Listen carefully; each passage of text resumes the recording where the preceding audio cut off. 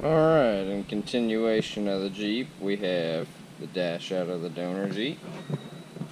And we have the dash out of the Jeep that we're going to be putting together.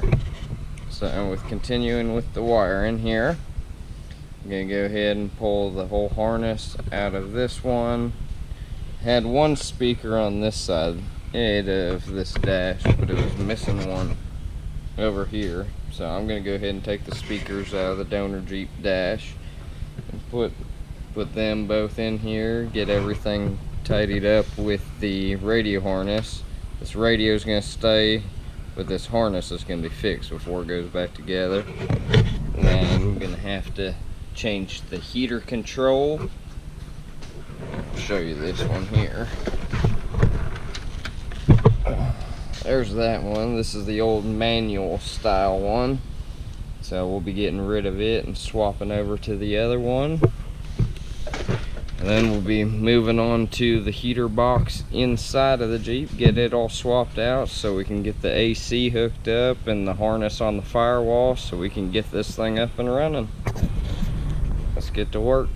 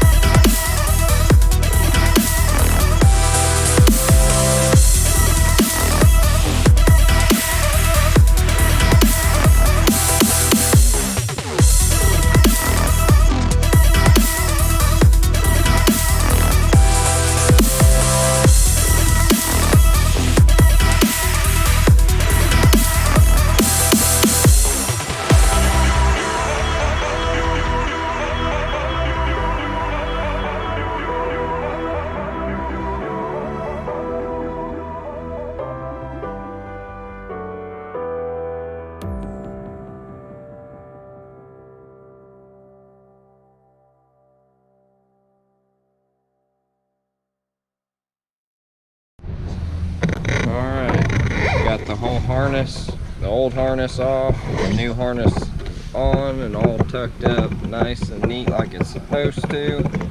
Got that fire hazard of radio wiring fixed, so got it done. Got the heater control mounted for the new heater box that's going in. So, but all the wiring is nice and neat, tucked up, put back the way it's supposed to be in this thing from the factory. You're gonna have to pull the wiper cowl loose here so I can get to the wiper motor plug. Because if you go and look here, this is the wiring that goes to the wiper motor. And I'm gonna move on to taking this harness and that box out. And we've got the new box ready to go in with the new harness.